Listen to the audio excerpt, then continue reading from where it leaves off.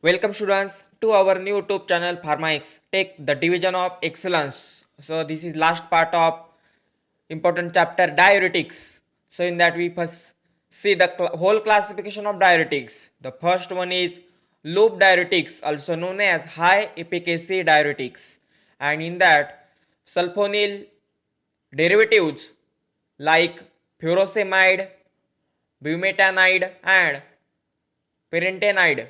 So these furosemide, bumetanide and pyrantenide, these are the sulfonyl derivatives of loop diuretics, and also phenoxyacetic acid derivatives like ethacranic acid.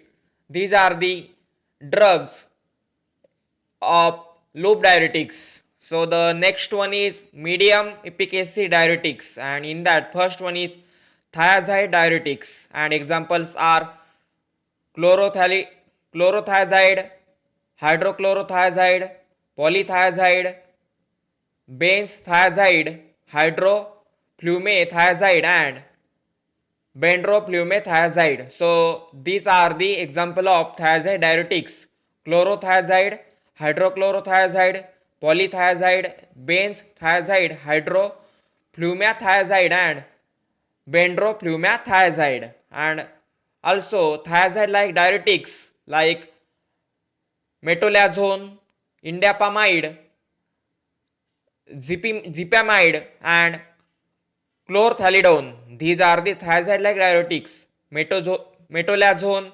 indapamide, zipamide and chlorthalidone. And weak diuretics, and in the weak diuretics they are carbonic anhydrase inhibitors, and examples of the carbonic anhydrase inhibitors are acetazolamide and ethoxyzolamide. So these ethoxyzolamide and acetazolamide, these are the example of carbonic anhydrase inhibitors. And next one is potassium sparing diuretics, and they are aldosterone antagonists like spironolactone and propionion. So these propionion and spironolactone, these are potassium sparing diuretics, and they are aldosterone antagonists, spironolactone and propionion. And directly acting potassium sparing diuretics, they are trimetirin and amiloride. So these amiloride and trimetirin are directly acting potassium sparing diuretics. And the action on renin angiotensin systems, they are NSAIDs and your ACE inhibitors. And the xanthines like theophylline is also potassium sparing diuretics, and the osmotic diuretics like mannitol and isosorbide. So these mannitol and isosorbide are osmotic diuretics in potassium sparing diuretics, and they are weak uh, weak diuretics. So next is site of action of different diuretics agents. So the first loop diuretics, that means high ceiling diuretics, and their site of action is, it is in the thick ascending limb of the loop of Henle's. And the carbonic anhydrase inhibitors, the site of action for carbonic anhydrase inhibitors in proximal convoluted tubule, that means PCT. And the site of action for thiazide diuretics, it is in distal convoluted tubule, that means DCT. And the osmotic diuretics, site of action for osmotic diuretics is proximal convoluted tubule, descending limb of loop of Henle and collecting tubules. And the site of action for potassium sparing diuretics is cortical collecting tubule, that means CT. And for ADH antagonists, the site of action is collecting tubule, that means CT. So for potassium sparing diuretics, site of action is cortical collecting tubule, and for EDH antagonist, site of action is collecting tubule, that means your CT. Next, loop diuretics. In the loop diuretics, the site of action is thick ascending limb of loop of Henle, and the molecular mechanism mechanisms. Inhibition of Na, K and 2Cl co-transport is the mechanism inhibition of the loop diuretics, and one set of action in intravenous is 2 to 5 minutes in loop diuretics, and for oral route of administration it is 20 to 50 minutes. That means approximately 1 hour, and the duration of action is 3 to 6 hours for loop diuretics. Then next we see some uses of loop diuretics. So the loop diuretics are, it is used in acute pulmonary edema, congestive cardiac failure, that means congestive heart failure, and acute renal failure, that means in kidney failure, and in forced diuresis in barbiturate poisoning, and also in hypercalcemia. The loop diuretics with saline infusion is used in hypercalcemia, that means increase in level of calcium in the body or blood. So the next we see the some adverse effect of loop diuretics.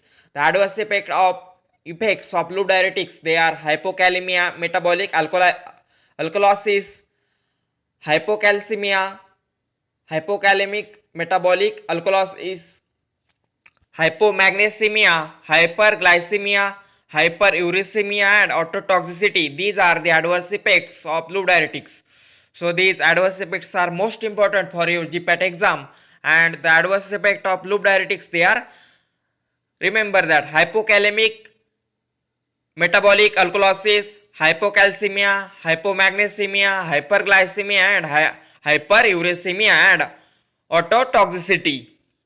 And the drugs having ototoxic effects, they are antibiotics like aminoglycosides. The ototoxic effects like auditory dysfunction, vestibular dysfunction. The drug in for this ototoxic effects, the drug like neomycin group and amikacin are used in auditory dysfunction and vestibular dysfunction. And for vestibular dysfunction and auditory dysfunction, the streptomycin and gentamicin, these antibiotics are used. And the other antibiotics, they are vancomycin, capreomycin, minocycline, ampicillin and chloramphenicol. And next is anti-epileptic drugs like ethosuximide. This ethosuximide it is used in vestibulotoxic. So this ethosuximide is vestibulotoxic agent, and also the anti-epileptic drugs phenytoin overdose. So next we see some beta blockers. The beta blockers like propranolol, oxprenolol, practolol. So these are the beta blockers. They are the drugs having ototoxic effects. And also cytotoxic agents like cisplatinum and diuretics like ethacrenic acid and furosemide, and also quinine and salicylates. They are the drugs having ototoxic effects. And also the earliest symptoms of ototoxicity is high pitch tinnitus. So this is the most important question for your GPAT. The question is asked for GPAT is, which is the earliest symptom of ototoxicity, and the right answer is high pitch tinnitus. And also the uricosurium congeners of ethacrenic acid, it is used in the patient with hyperuricemia. So for hyperuricemia, the ethacrenic acid is used, and also indacrinone and tricrinafene, also known as tinylic acid, and these all high ceiling diuretics act on ascending limb of loop of Henle. So this is most important, that all the loop diuretics, that means high ceiling diuretics, they are act on the ascending limb of loop of the Henle. So next we see the thiazides.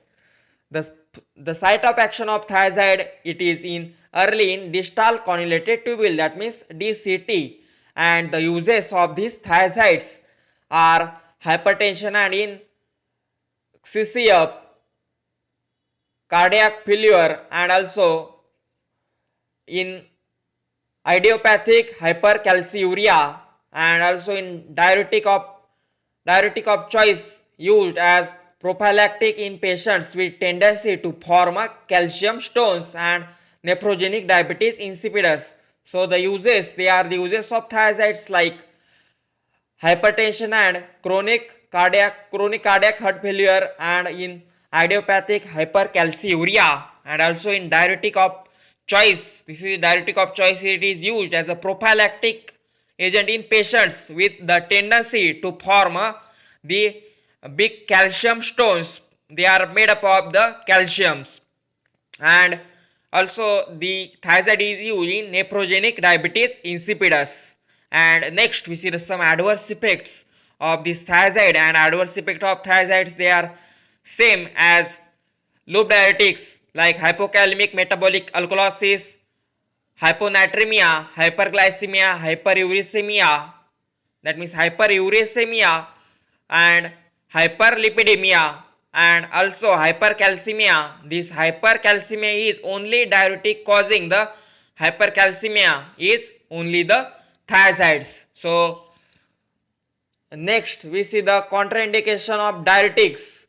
The contraindications, like they are the contraindicated in pregnancy induced hypertension. So these thiazide diuretics are contraindicated in the pregnancy induced hypertension. So in the GPAT there is a question asked, the thiazides are contraindicated in, and also reverse question is asked, so which drugs, which group is contraindicated in pregnancy induced hypertension, and the right answer is thiazide. So the thiazide are contraindicated in pregnancy induced hypertensions.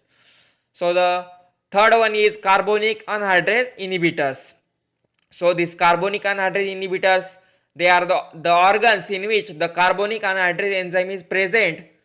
The organs, they are central nervous system, that means CNS, eye, and also gastric mucosa, pancreas, and also in renal cortex, in proximal tubule, and in red blood cells. These sites the carbonic anhydrase enzyme is present, and the site of action is proximal convoluted tubule. And next we see some uses of carbonic anhydrase inhibitors. So these carbonic anhydrase inhibitors, they are used in glaucoma, acute motion sickness, and in epilepsy. And in epilepsy, diuretic used as a adjunct in treatment of epilepsy. The drug is acetazolamide, and this is most important that there is a question in GPAT, which diuretic is used as adjunct in treatment of epilepsy, and also the diuretic used as adjunct in treatment of epilepsy is acetazolamide. And also these carbonic anhydrase inhibitors are used in urinary alkalinization and periodic paralysis. So these are the uses of carbonic anhydrase inhibitors like glaucoma, urinary alkalinization, and acute motion sickness, periodic paralysis, and epilepsy syndrome. And diuretic used as adjunct in treatment of epilepsy is acetazolamide. So next we see some adverse effect of these carbonic anhydrase inhibitors.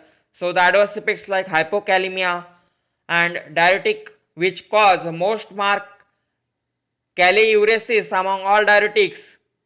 The drug is acetazolamide, and the also adverse effects is hyperchloremic metabolic acidosis. And so these are the adverse effects of carbonic anhydrase inhibitors: hypokalemia and hyperchloremic metabolic acidosis. So the last we see the potassium sparing diuretics.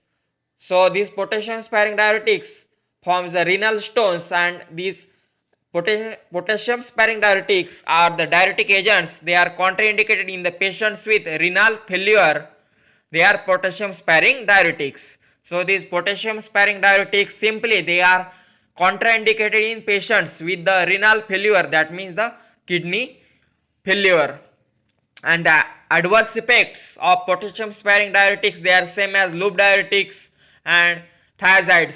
The adverse effects include hypokalemia, hyperchloremic metabolic acidosis, and gynecomastia. These are the adverse effects of potassium sparing diuretics. So the next we see the osmotic diuretics. So the osmotic diuretics are parenteral by intravenous route. The drug of osmotic diuretic is mannitol, and for oral route of administration the osmotic diuretics, they are isosorbide and glycerol. And the mannitol, this mannitol is used as a intravenous in the solution form 10 to 20% of solution, and the indications for the mannitol using it is impending acute renal failure and in forced diuresis in hypnotic and other poisonings, and also increase intracranial or intraocular tension and acute congestive glaucoma, head injury and stroke. These are the indications of mannitol. So the next we see the contraindications of mannitol. So this mannitol is not used in established acute renal failure, anuria, acute tubular necrosis, and also in acute left ventricular failure and pulmonary edema and cerebral hemorrhage. So this mannitol is contraindicated in established acute renal failure, acute left ventricular failure, anuria, pulmonary edema and cerebral hemorrhage and acute tubular necrosis. So next is diuretics and metabolic disorders. So the acetazolamide, the disorders from this acetazolamide is hypokalemic, hyperchloremia, metabolic acidosis is caused due to acetazolamide, and due to potassium sparing diuretics, the hypokalemic, hyperchloremic metabolic acidosis is caused. So this hyperkalemic, hyperchloremic metabolic acidosis is caused by the potassium sparing diuretics, and due to thiazides and loop diuretics, the hypokalemic metabolic acidosis is caused by thiazide and loop diuretics. So these metabolic disorders are same for all drugs like acetazolamide and also potassium sparing diuretics and also the thiazide and loop diuretics. The common they are hypokalemia, hyperchloremia, metabolic acidosis, and last one is vasopressin receptor antagonist. So these vasopressin receptor antagonists are V1 and V2.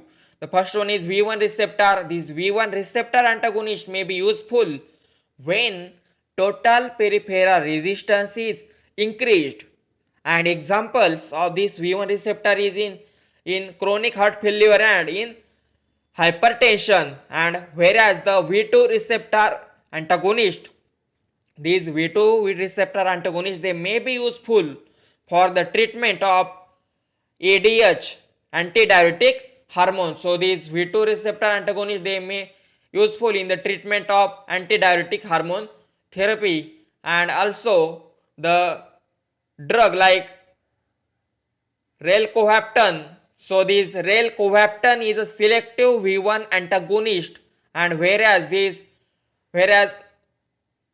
lixivaptan, mozavaptan and tolavaptan, they are V2 selective antagonists. So these relcovaptan, so this relcovaptan is selective V1 antagonist, and lixivaptan, mozavaptan and tolvaptan are V2 selective antagonists. And next is conivaptan. So this conivaptan is V1 by V2 receptor. So this conivaptan is used in both cases as V1 and V2 receptor.